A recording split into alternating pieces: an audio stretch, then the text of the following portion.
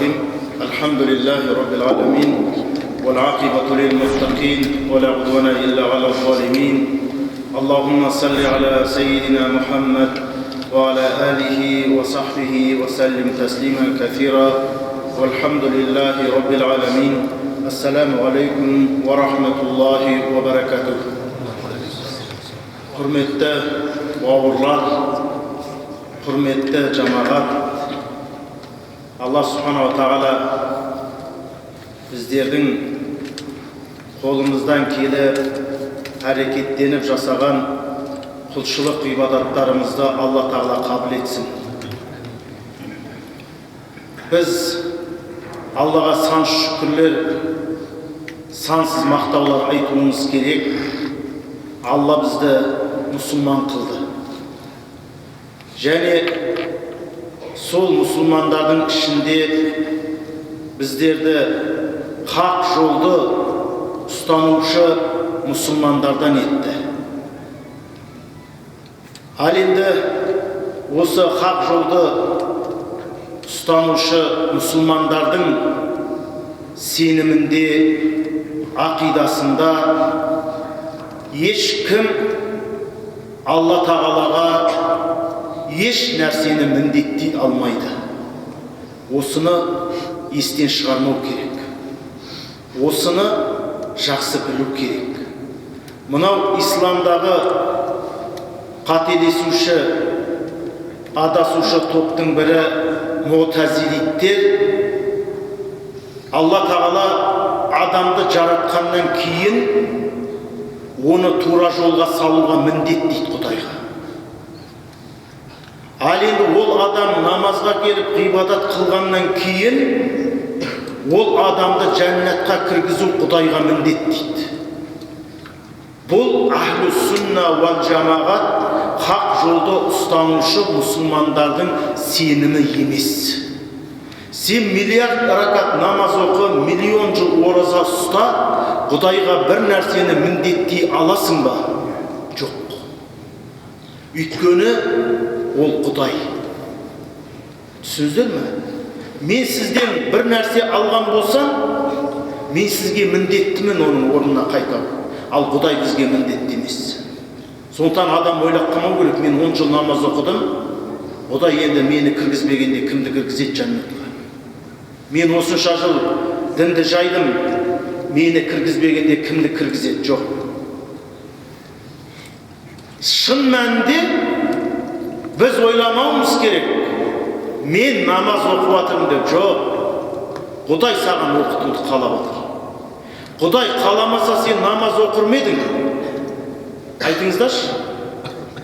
Құдай қаламаса намаз оқыр ма едіңіздер? Жоқ. Ал онда сен Құдайға қалай айтасың? Я Раббым, мен сен үшін намаз оқыдым деп. Құдай қаламаса ораза ұстар ма едіңіз?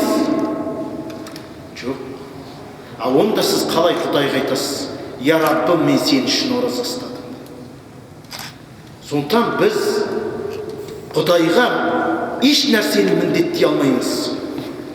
Адамдар айтады, неге бұл ислам хақ болса, мұсылмандар азапталады, бейнет көреді, көрінгенге жем болады дейді. Мұсылман адамға Алланың көмек беруі міндет пе Құдайға? Айтыңыздаршы. Жоқ. Құдайға еш нәрсені біз міндетті. Маған десе жер бетіне 1 миллиард мешіт сал, Құдай саған міндетті емес. Сен миллиард адамды тамақтандыр, ауыз аштыр, Құдай саған міндетті емес. Асылында негізінде Құдайға бұл әлем керек емес. Сен танисың ба, танымайсың ба, қыласың ба, қылмайсың ба, еш нәрсе Құдайға келіп кетпейді. Сонда Құранда Алла Субхана тағала айтады, егер Алла қалағанда сендердің барлықтарыңды хидаятқа келтірер еді дейді. Алла қаласа ма буддист Қытайдың бәрін 1,5 миллиард намазға шығып қоя салады, бірақ Аллаға олардың жығылғаннан бір нәрсе келе ме? Жоқ. Қаласа жер бетіндегі 7 миллиардтан астам адамды Алла Тағала кәпір қылып қояды, Аллаға бір нәрсе келіп кете ме? Жоқ. Сондықтан мұсылман адам өзінің Құдайға мұқтаж екенін білу керек. Құдайдың бізге мұқтаж емес екендігін білу керек. Ойлап қалмасын. Мені кіргізбегенде кімді кіргізеді? Мені кешпегенде кімді кешеді? Менің ішім жүрмегенде енді кімнің іші жүрек деп адам ойланып қалмау керек мұсылман. Ол Муътазилиттің сенімі.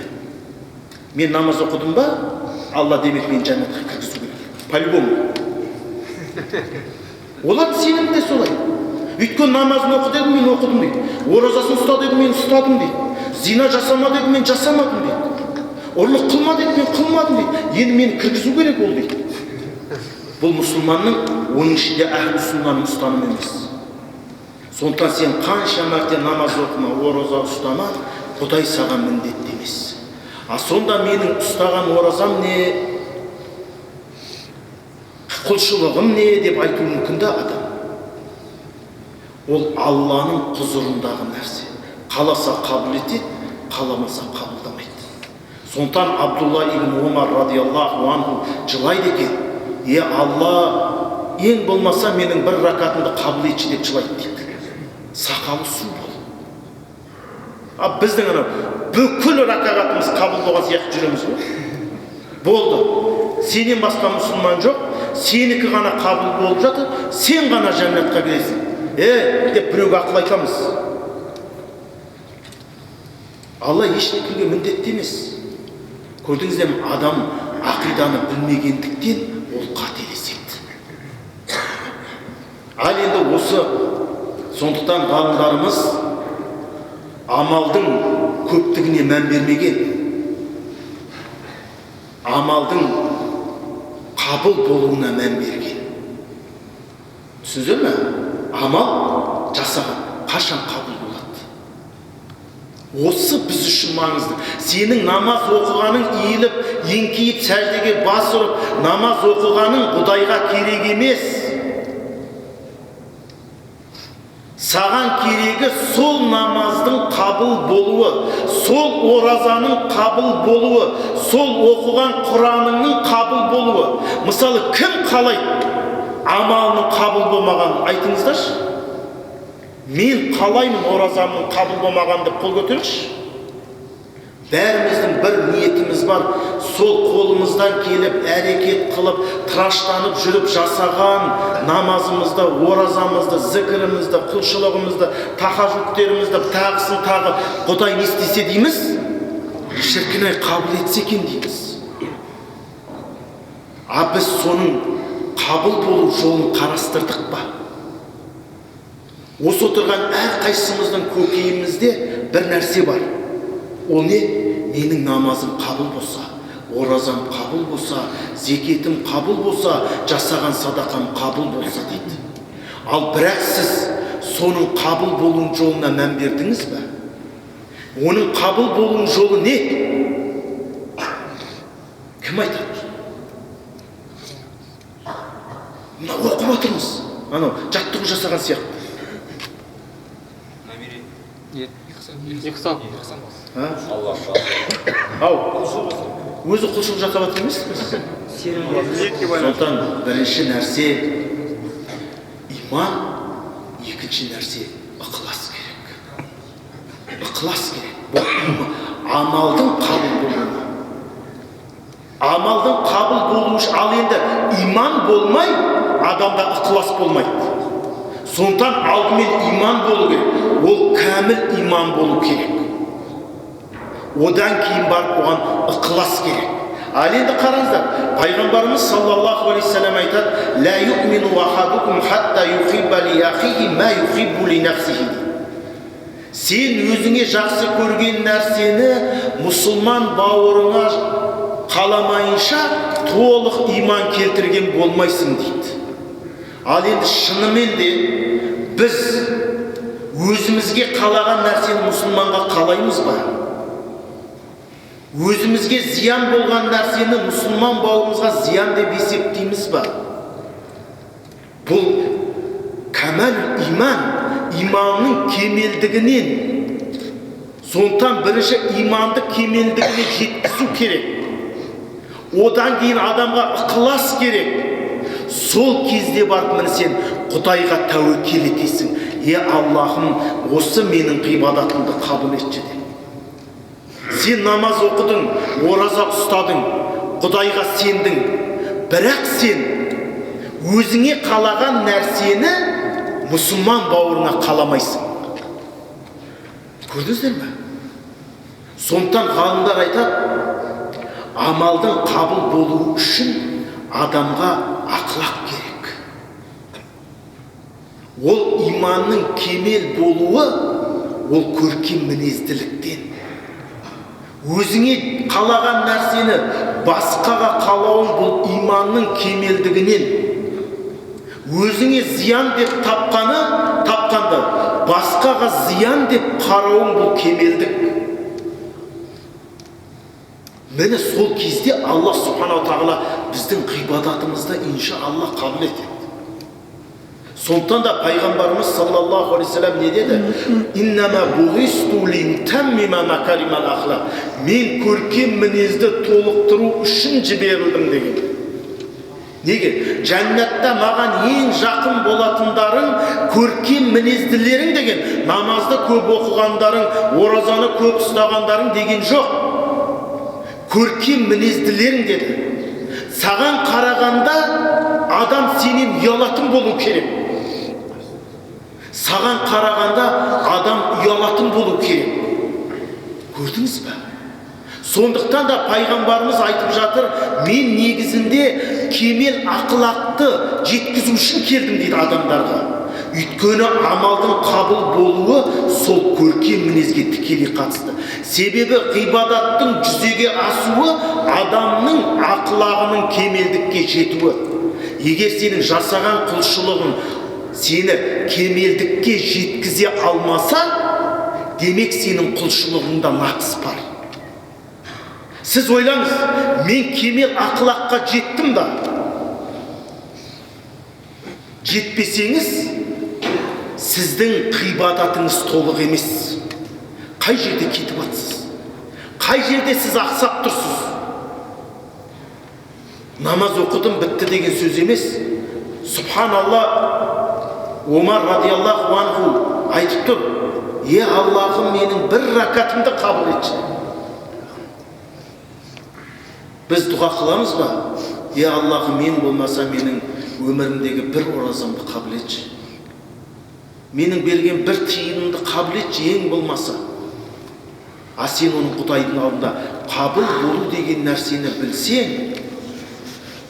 көрдіңіздер ме? Сондықтан біз бірінші ақиданы білуіміз керек. Одан кейін шариғатты жүзеге асыруымыз керек. Содан кейін барып адамның бойынан көркем мінез көрсетеді. Біз неге бүгінгі таңда, бауырлар, адамдар бізден қашады? Неге бізді адамдар жек көреді? Сахабалардың кезінде керісінше болмап еді. Сахабаларды көргенде адамдар қызығатын еді. Шіркін-ай, әттеген-ай, осылардай қашан боламыз дейтін еді. Ал бүгінгі таңда мұсылмандардың кейпіне қарасаң, өкінішті. Балаларым бізге қосудан қорқады. Балаларым бізбен жіберуден қорқады. Сақалыңды көрсе шошиды. Кім кінәлі? Біз намаз оқимыз дейміз, ақиданы білеміз дейміз, көркем мінезден жұртаймыз, сыйламаймыз, бір-бірімізді кешпейміз, бір-бірімізге кек сақтаймыз, бір-бірімізге ренжейміз. Ал ақылақтан қараңыздар, ла яхилу ли имриин ан яхжура ахаху фауқа салас. Мұсылман адамның өзінің мұсылман бауырына 3 күннен артық ренжу дейді. Ол халал болмайды дейді, яғни харам. Кешеде жамағатпен кездескенде айтып жатырмын. Мысалы адамдар харам десе санаулы нәрсені айтады. Шошқаның еті, арақ, зина, риба дейді, процент дейді, харам дейді. Ал бірақ сол бауырына 3 күннен артық ренжудің харам екендігін ойлады ма? Ал оның намазы қалай қабыл болады? Ол 3 күн емес, 1 жыл, 2 жыл ренжиді. Ол не? Сауатсыздық. Көрдіңіздер ме? Сондықтан біз, шариғатымыз біздің толық емес, бауырлар.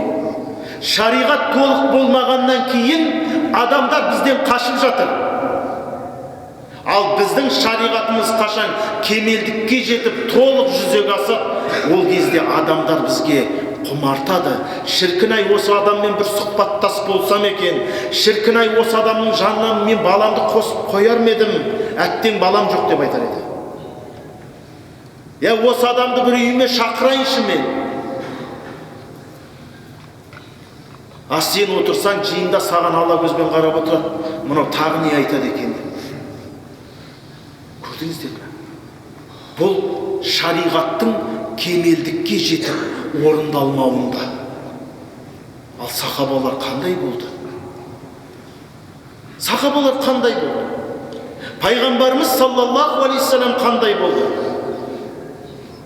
Сондықтан амалдың қабыл болуы неде? Көркем мінезділікте. Сондықтан пайғамбарымыз айтып отыр, жәннатта ең маған жақын болатындарың көркем мінезділерің дейді. Адам сені көргенде сүйсінетін, сені көргенде ұялатын, сенен айналып қашып жүретін, ұят топ қалада мына кісінің жанына барып қалған дейтін. Ал бізді не істейді? Қағып өте шығады. Біз кінәліміз. Біз кінәліміз. Сөзімізде тұрмаймыз. Алдаймыз. Өтірік айтамыз. Төбелесеміз. Ұрыссамыз. Кім бізді жақсы көреді? Сосын айтады, сен исламың осы ма дейді. Керек жоқ дейді маған сенің ондай ислам. Ол біз жүрміз шариғатты орындадық деп. Исламның келуі, бауырлар, не? Адамға мейірім шашу үшін келді. Адамды қашырып үркіту үшін емес. Адамды қашырып үркіту үшін емес. Қараңыздар, қандай ол мейірімді дін. Сондықтан біздің шариғатымыз кемелдігіне жетпеген. Өйткені неге шариғатымыз біздің кемел емес? Білесіздер ме? Өйткені біз сауатсызбыз. Өйткені біз сауатсызбыз. Мысалы ойлаңыз, мектепке бармаған, жазу сызуды үйренбеген бір адамды алып келіп мына жерге, бауырым маған бір ауыз хат жазып бер десем, ол жазып бере ала ма? Сызуды, жазуды үйренбеген адам жаза ала ма? Ал ілім болмаса сіз шариғатты қалай үйренесіз? Анау қазір бәрінің ұстазы Google болып кеткен ғой. Ол жарықтық бір ерекшелігі оның бүкіл тілде сөйлейді. Енді мықты шейхтар бар, бір-екі тілде ғана біледі.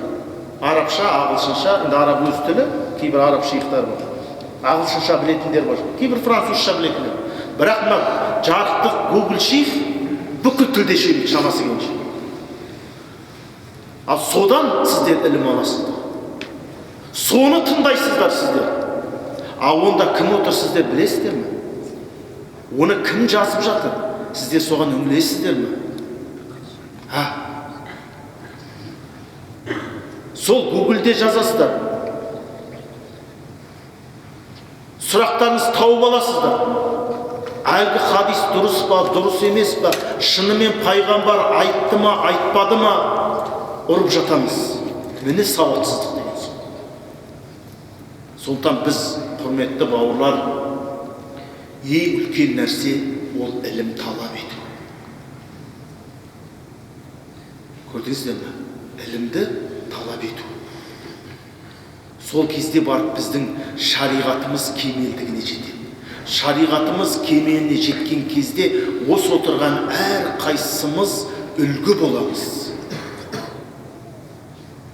Әр қайсымыз үлгі боламыз. Сондықтан осындай мүмкіндіктерді пайдаланып, ұстаздар бар, имамдар бар, оқыған сауат ашылу керек, шариғатты үйрену керек. Сондықтан ең бірінші нәрсе, амалдың қабыл болу үшін адамға көркем мінез керек. Мен сіздерге сол көркем мінезділіктің бірі, мынау адамның ішкі жан дүниесіндегі дерттің бірі, одан айығу керек. Мысалы, аманат деген бар. Аманат. Осы жөнде мен сіздерге сөз етейін. Бұны көбіміз түсіне бермейміз. Пайғамбарларға тиісті болған 5 ерекшелік бар. Яғни ол 5 ерекшелікпен пайғамбарымыздың бойында міндетті түрде болу керек болған нәрсе. Уәжіп нәрсе. Ол әл-амана. Пайғамбарымыз саллаллаху алейхи вассалам әмин деп аталған сенімді, өйткені ол ешқашан қиянат жасамайды. Пайғамбар, мен пайғамбарлық келді, мен сендерге пайғамбар болдым. Ей қауымым, Алла тағала сендерге бір Аллаға табынуды бұйырады дегенде, ей Мұхаммед, сен өтірік айтпа, сен өтірікшісің, сен өтірікшіден туған өтірікшінің баласысың деді. Және сөйтіп сөгіп тұрып не істеді?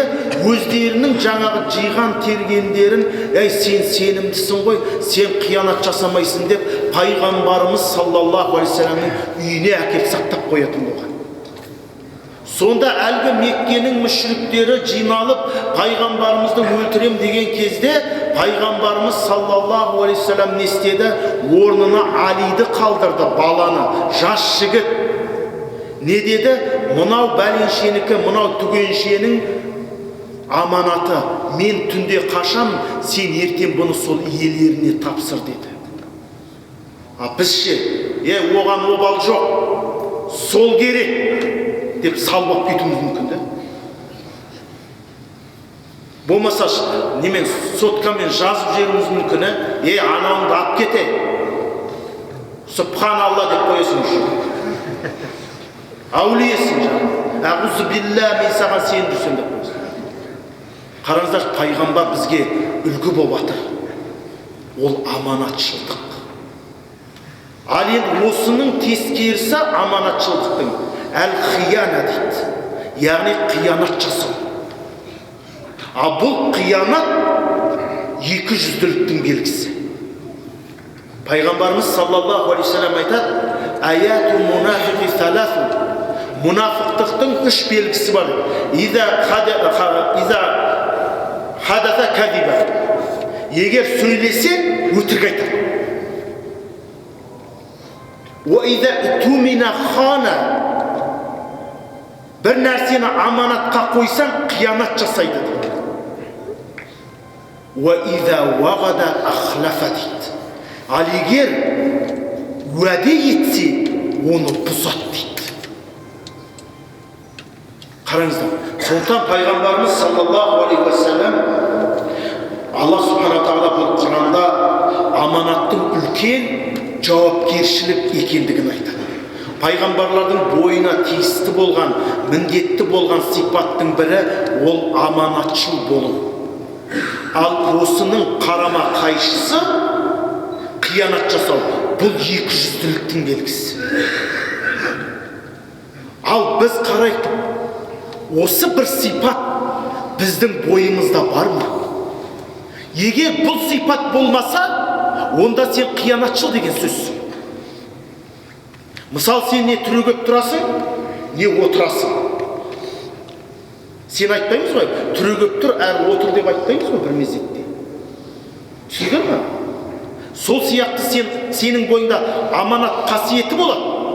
Ол қасиет болмаса, сен қиянатшыл деген сөзсің. Аманаттың орны босап тұрмайды ғой, акушка. Мынау қолдың сыртымен, алақанның сыртымен іші сияқты.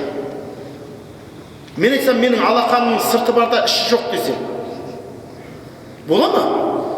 Сол сияқты мына жақ сырты десең, мына жақ іші болады. Сол сияқты сенің бойыңда аманат болатын болса, онда сенде қиянат жоқ деген сөз. Ал енді сенде аманат болмаса, сенде қиянат бар деген сөз. Ал ол қиянат екі жүзділіктің белгісі. Біреу айтса, менде иманда жоқ, күпірлікте жоқ десе, кім болады ол? Олай айтыла ма? Жоқ, не момын боласың, не кәпір боласың. Екеуі тас жоқ екеуі. Муғтазилиттер де бар. Мен мұсылман емеспін, кәпір емеспін, мен өзім жалғызмын. Бізде ондай нәрсе жоқ. Сондықтан біздің әрқайсымыздың бойынан осы қасиет табылу керек. Алла субханала тағала Құран-ы Кәрімде айтады: «Инна араднал аманата ала самавати вал арди вал джибал, фаабайна ан яхмилнаха, ва ашфақна минха, ва хамалаха ал-инсан». Біз жаңағы аманатты дейді, аспандарға ұсындық дейді, бас тартты дейді. Жерге қойайық деді, жер ойбай маған қойма деді. Тауға берек деді. Бізден бәленесе мықты биік таудың өзі бас тартты оның қиыншылығынан дейді. Соны дейді, тау, аспан, жер көтер алмаған нәрсені бауырлар біз көтеріп отырмыз. Ва хамалаха ал-инсан, адам оны көтерді дейді. Неге? Өйткені адам сауатсыз. Сауатты болсаң, қорқар едіңсің. Сауатсыздығымыздан, бере бер. Әкеп тастана, машинаңды, анау, неге әкеп, үйдің алдына әкеп қойып кете бер деп. Анау кеткеннен кейін айдап тастайсың да оны.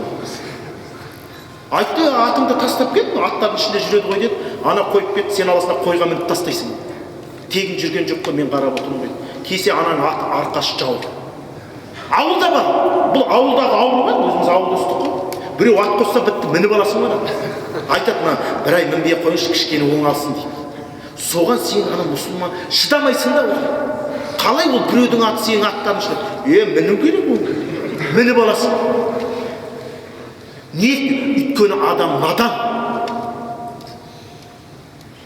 Көрдіңіздер ме? Сол аманат бізге берілді жігіттер. Алла субханала тағала Құран-ы Кәрімде айтады, екінші, демек аманаттың бізге жүктелгенін айтады. Және екінші бір аятта айтады: «Инналлаха я'мурукум ан туаддул аманата иля ахли». Алла субханала тағала дейді, аманатты өз иесіне табыс етуді сендерге міндеттеді дейді.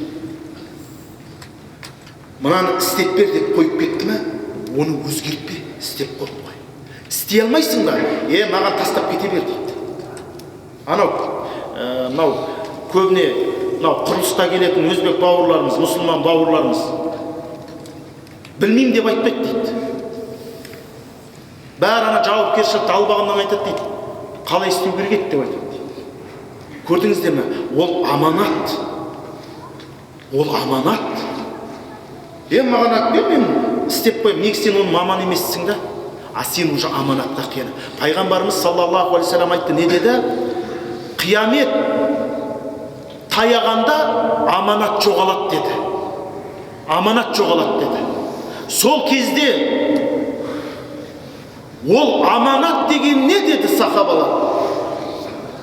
Сонда айтты, іс өзінің иесіне тапсырылмаса, сендер қияметті күте беріңдер деді.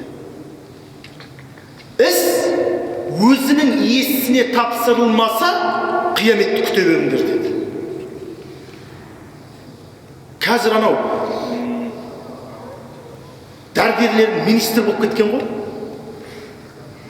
Анау дәрігерлердің сауда-саттық министрі болып кеткенде, сауда-саттық экономистердің дәрігер министрі болып кеткенде. Ол не біледі оны? Біз қазір оқыған сауатты, дінді түсінетін адамдардан сұрамаймыз, көшеде жүрген біреуден сұраймыз. Бұл қияметтің белгісі. Бауырым, Құранды оқыса, ғалымдардың сөзі бар десең тыңдамайды. Жоқ. Міне. Ал енді сен қазір жүрегің ауырса, айналайын бауырлар, жамағат, маған келесіздер ме? Осы кісі хадис айтып жүреді, бір білсе осы біледі, аға мен жүрегім ауырып тұр, бек кел, пышақ атпа, мен сені жасап берейін. Сондай деп жатыр қазір, адамдар сондай болып кеткен. Діннен бір сұрақ келсе жаңағы, менің ойымша деп ұра береді. Ол кім?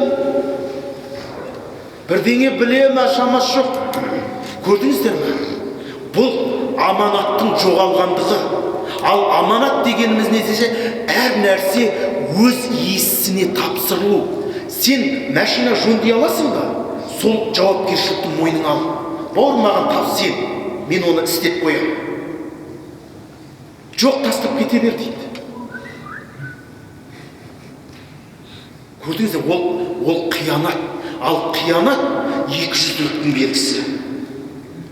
Ал енді қараңыздар, пайғамбарымыз саллаллаху алейхи ва саллям айтады: "Ла имана лиман ла аманата лаху, ва ла дина лиман ла ахда лаху." Аманаты жоқтың иманы жоқ, уәдесі жоқтың діні жоқ дейді. Ал бұл уәдені бұзу, аманатта қиянат жасау, екеуі де екіжүзділіктің белгісі. Ла имана ман ла аманата лаху. Аманаты жоқтың иманы жоқ дейді. Уәла дина лиман лам ахда лаху. Ал уәдесі жоқтың діні жоқ дейді. Бауырым, жаңа мешіттің алдында кездесек, уәде бердің бе, сен өліп талып босып жету керексің. Өліп талып жету керек, уәдені бұзбау керек. Қараңыздар, қандай бұл аманаттың жауапкершілігін пайғамбарымыз саллаллаху алейхи ва саллям ескертіп жатыр. Яғни діні жоқтың, аманаты жоқтың иманы жоқ, Құдай сақтасын. Ал иманы болса, ол өзінің қолынан келмейтін нәрсені ала ма? Көрдіңіздер ме? Сондықтан біз ілім болсын, қандай нәрсе болсын, біз өз иесіне тапсыруымыз керек. Өз иесіне тапсыруымыз керек. Маған кетті айтты, қаржы саласына бастық боласың ба деді. Мен айтамын, боламын. Айналайын, сен экономист емессің. Біз айтымыз, аға кешіресіз, мен оның маманы емеспін. Мен сізге одан да соның саланы бітірген, экономист, банк саласын бітірген бір адамды тауып берейін. Сіз соны қызмет қалыңыз. Міне адам көгереді сол кезде. Міне сол кезде, субханалла, бұл қандай адам дейді. Мен негізі мектепте математиканы жақсы оқығам, ала берсеңіз болады. Құдайға шүкір, есе көбейту таблицасын кім білмейді? Ол басқа нәрсе. Осы отырған мүмкін біреуіңізді мешітте имам боласың ба десе, болам дейтін шығарсыздар. Құдайға шүкір, бір тақия мен шапан кию білем, жоқ, ол жауапкершілік. Сен мына жерде тұрып, жаңағы транскрипциямен емес, арабша Құран оқуың керексің. Тәжвидпен Құран оқу керексің.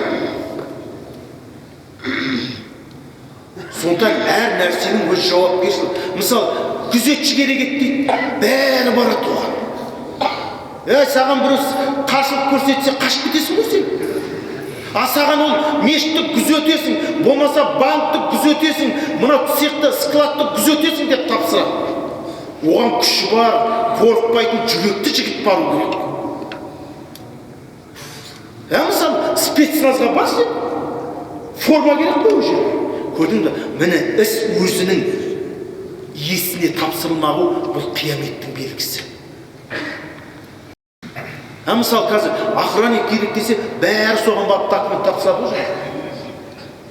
Қарасаң жаңа қан шығып кеткен біреу отырады, жаңа басына охранник деген, күзетші деген. Анан бастан бір қойсаң түк істей алмай қалады. Субханалла, саған ақша төлеп отыр ғой, ана мешітті болмаса мына организацияны күзетеді деді. Сен сол күзетке кіріп алып, ертең сол жерде ұйықтайтын болсаң, қияметте Құдайдың алдында жауап бересің. Түсініп отырсыздар ма? Сіз охранаға кіріп, сіздің міндетіңіз анау кештен бастап таң атқанша ұйықтамау. Егер ұйықтасаңыз, сіз қиянатшыл боласыз. Сондықтан сіз жұмысқа барған кезде шамаңызға қараңыз. Көрдіңіздер ме? Дін деген ол ойыншық емес. Дін деген ол ілім, жауапкершілік. Ол айтады, не? Кім күзетші болмай жатыр?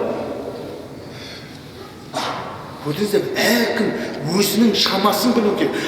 Кім пайғамбарымыз? Кім айтқан? Али радиаллаху анху айтады. Рахималлаху имриин ғарафа қадр нафсихи дейді. Өзінің қадір шамасын білген адамды Алла рахметті дейді. Қараңыз. Өзінің қадір шамасын білген адамды Алла рахметті дейді. Сондықтан адам өзінің шамасы келетін, сол жауапкершілік, ол аманат, сол аманатқа қиянат жасап қоймаған болу керек. Көрдіңіздер ме? Сондықтан сіздер ертең ана жұмысқа ұсынған кезде, жұмыс берілген кезде қараңыз, сен алып кете аласың ба? Анау инкассаторларды неге тонап кетеді? Потому что олар оның иесі емес қой. Ауылда трактор айдап жүрген жігіттер ғой.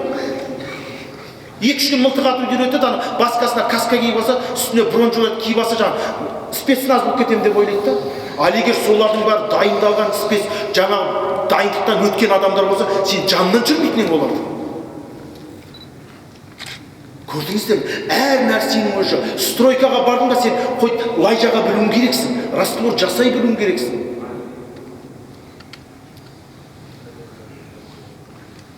Бұл сварщик болып кететіндер ғой. Сваркалап жүріп үйреніп кетесің дейді. Сен мына үйдің стойкасын сваркалап жатсың ғой, сен субханаллахул ғазим. Ана бір күн құласа қияметте соны жауап бересің, құлап отыр ғой үйлер. Соны не? Маман еместердің салған себепті. Мысалы, бір тонна кететін жерге жарты тонна семент құясың десе, айналайын кешірін, жұмысыңыз өзіңізге. Мен аманатқа қиянат жасам, мін жерге міндетті түрде бір тонна бетон құйылу керек. Жұмыс тастап кетуің керексің сен. Міне аманат деген сол. Мынадай арматураның орнына мынадай арматура бар дейді. Бастық мен істемеймін. Мына положено мін жерде мынадай арматура болу керек.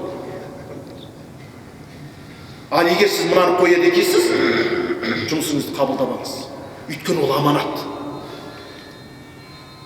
Аманат бұл. Сіздер ойламаңыз, аманат. Үйің алдына машинаны қойды, 2 күн қарап тұрдың, үшін алып кеткен деген. Жалғыз ол емес. Сондықтан аманаттың түрлері бар. Сол мен түрлерін сіздерге ретімен айтып берейін. Ал енді бұл аманат дегеніміз не деген кезде әр нәрсені өзінің қақын беруі. Қараңыздар, сіз анау әйелді алып, оның қақын бермесең, сен қиянатшылсың. Сен стройка охрананы былай қойып, анау Құдай қосқан жарыңның қақын бермесең, сен қиянатшыл боласың. Сондықтан пайғамбарымыз саллаллаху алейхи салам не деді? «Уастаусу бин ниса фа иннаха аманат» деді. Оны және өзінің соңғы құтпасында айтты. Адамдар деді. Иман келтіргендер деп атыр, біздерге айтып атыр. Әйелге жақсы қараңдар, өйткені ол сендерге аманат. Егер ол тонатын болса, бір күн аш қалатын болса, оның қақын бермеген болсаң төсекте, сен Құдайдың алдында қиянатшыл болып есептелесің. Ал аманаты жоқтың иманы жоқ деді пайғамбарымыз. Қараңыздар, мен қызды өсірдім, ол немес қой, кәсіп шалбар емес. Кейден лақтыра салдым, болмаса біреу көрсем, 1-2 күн кейден. Аманат ол ашқанмау керек, ол толып қалмау керек, оның басында баспана болу керек. Бәрі жауапкершілік. Жауапкершілік. Анау адамдар ойлайды, ер адам қатын алса рахат деп. Ол ер адамның әйел адамды алған кезде өзі көретін бір қызығы бар. Қалған 99% жауапкершілік. Бір қатын ал, 2 қатын ал, 3 қатын ал, бір ғана сенің ер адамның көретін полисі бар. Қалған 99% сенің мойныңа жауапкершілік. Сондықтан адамдар ойлайды ғой, мұсылмандар 2-ші айланып алса жаңа бақытты болып кетеді. 2-ші бір айдаса жол ашылып кетеді.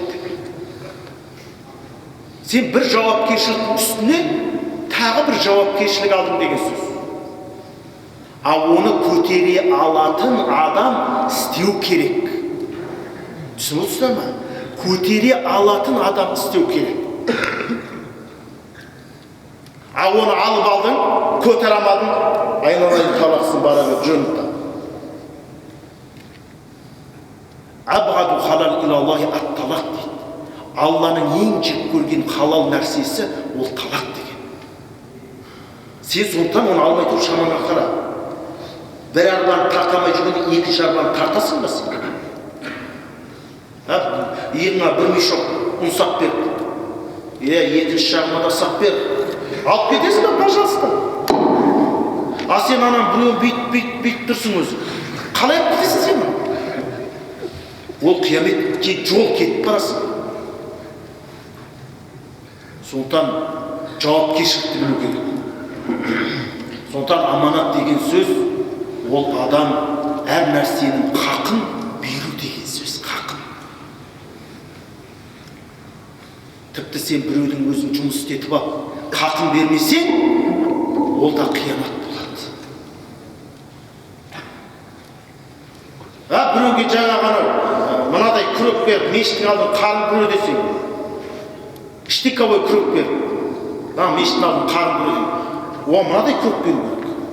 Өйткені қар күреуге ыңғайлы. Әр нәрсенің өз несі шеңбері бар. Соны бұзсаң, қиянатшыл боласың. Түсіндіңіздер ме? Ана жерге келдің бе, аяқ киім қоятын жер ме? Аяқ киім қоятын жерге аяқ киім қойда. Аяқ киім қоятын жерге бас киім қойсаң, қиянат. Бас киім қоятын жерге аяқ киім қойсаң. Айтады, ана суда ағыспаңыздар дейді. Ағысып кетеді. Әжетханаға отырғаннан кейін артын жуып кетіңіз дейді. Жумай кетеді. Қиянат. Қиянат. Сен соны мен таңғаламын. Мешіттердің дәрет алуға кіресің ғой. Крандар жылып жатыр. Ал бірақ солардың үйінде кран жылынып ата ма? Жай ашады. Жап қой. Сөйтіп ол сирек кездесетін жақсы. Үйінде бір нәрсені жылып алу керек. Мысалы сол үйінде ғана дәрет сындырып унитаз жумай кетесің бе сен? Жоқ қой. Жуып иісі шығып кетесің. Пысылдатып қош иіс шығып тұрсын. Сондықтан әр нәрсенің аманат. Ол сөзде ұяттық жоқ дейді. Біз хақын беруіміз керек. Оны бермесек біз қиянат жасаймыз. Енді бірінші аманат дейді. Бірінші ғибадаттағы аманаттар. Қараңыздар. Дүниені бұлай қойайық. Бізге Құдай Тағала ғибадатты парыз етті. Бұл аманат. Енді соны орындап жатырмыз ба? Кім айтады? Рүкүкке бардың ба? Хақын беру керексің. Сәждеге бардың ба? Хақын беру керексің. Бұлай болмайды. Болмайды бұлай.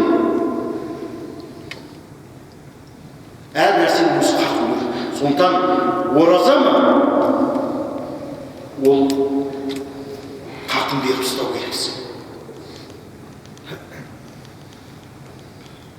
Көрдіңіздер ме? Сондықтан бірінші аманаттың бірінші түрі ғибадаттағы аманат. Одан кейін сол ғибадат бұл фарыз, яғни фарыз болған нәрселердегі аманат. Ата-анаңа жақсылық жасау да ол аманат. Құдай сенің мойныңа ілді ме, сен оны көтеру керексің. Екінші аманаттың екінші түрі әл-аманату фи хифзил жауарих.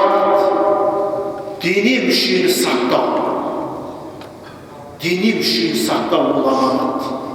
Бауырлар, аманат. Денсаулықты сақтау ол аманат. Қазір далада 30 градус аяз кроссовкамен жүретін болса, сен қиянат жасадың.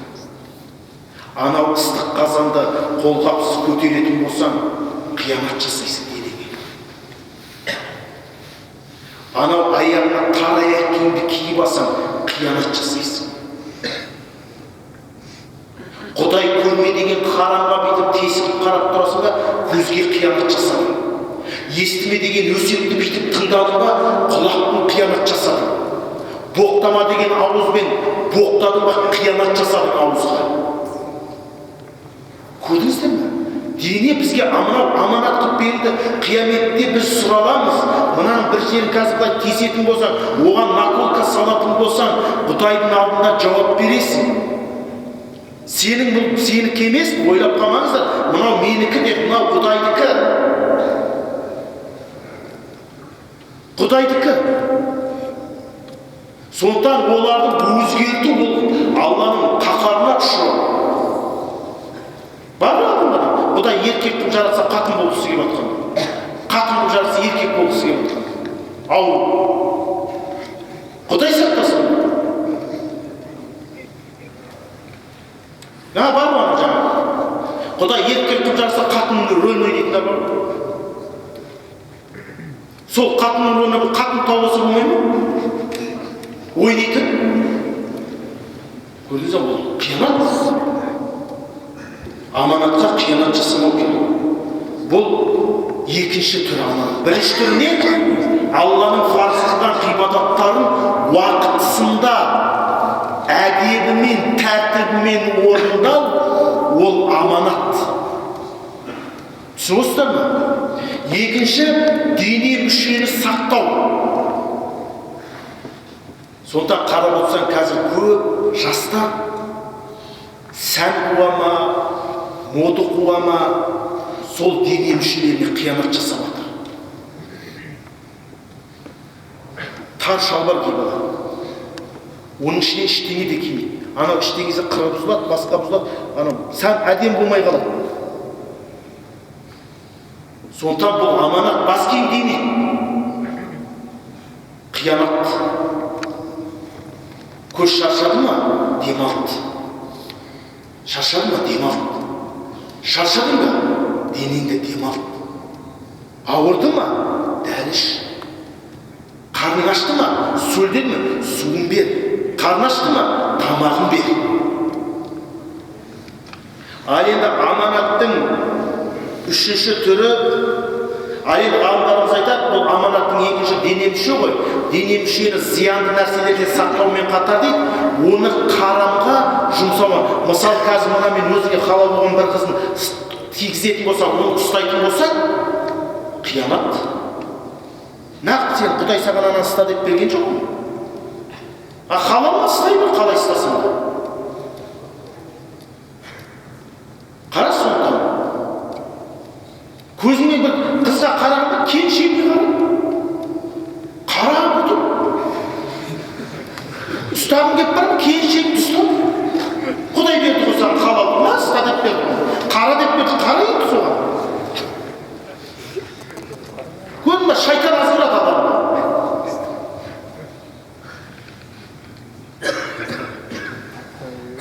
Үшінші істегі аманат. Үшінші істегі аманат. Ол саған бір іс жүктелді ма, мысалы мына мешіттің алдын қар күреуі тапсырылды ма, сен оны күреуің керексің, бұл аманат. Мұнарамен ана екі арта сыпырылу бұйырылды ма саған, соны сыпырылу, ол аманат. Шала тастап кетуге болмайды. Жауапкершілік.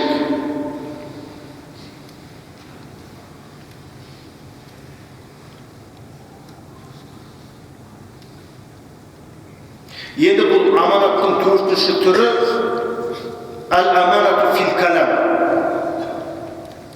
Бұл енді адамның ең қатерлі сөз, тіл. Сөз аманат. Пайғамбарымыз саллаллаху алейхи ва саллям айтты, кімде-кім ауратымен тілін сақтай алатындығына кепілдік берсе, мен оның жәннатқа кіруіне кепіл боламын деді. Пайғамбардың кепілдік керек па? Тіліңізбен екі тілге ие болу керек па? Екі тілге ие болу керек. саған пайғамбардың кетірі бар. Сахих хадис. Сондықтан екінші, төртінші аманаттың түрі әл-аманату фил калам, яғни не? Сөздегі аманат. Бауырым, аманат осындай шаруа болды дейді да, ешкімге айтпашы дейді. Жарайды дейді. Сосын досын звондайды. Бауырым, осы әңгіме бар, ешкімге айтпашы, аманат дейді. Жарайды. Ойбай, ана осылай істейін деп жатыр. Ана естіп алады да айтады. Сондықтан біреуге айттым деген сөз, оны жайдым деген сөз дейді.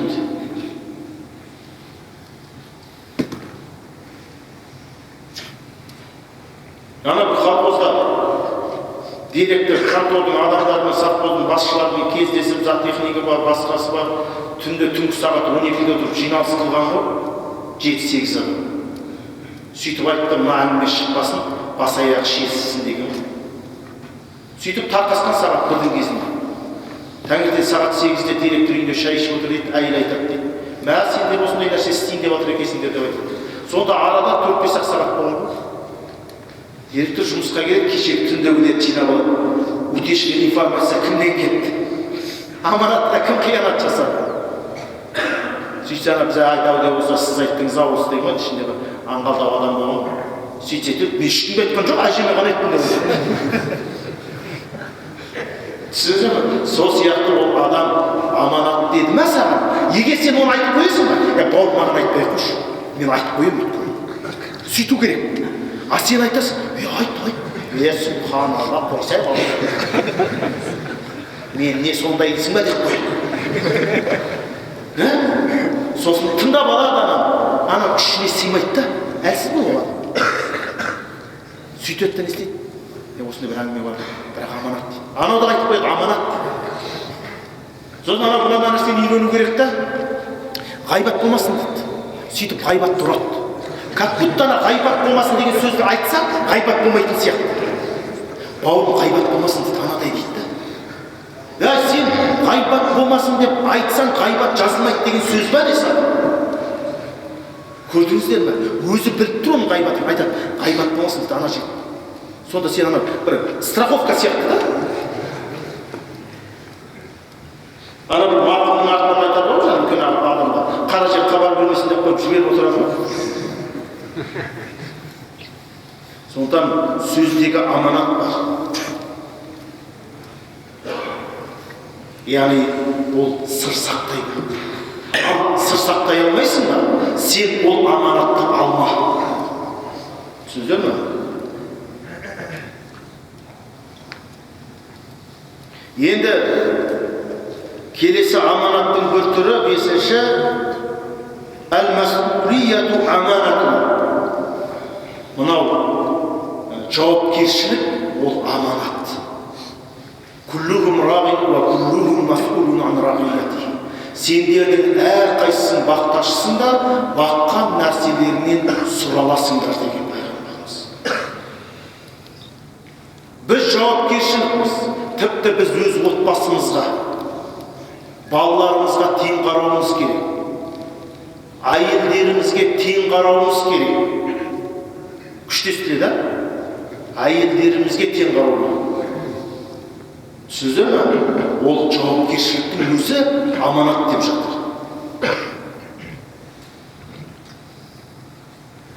Одан кейінгі аманаттың бір түрі әл-аманату фил вадаих.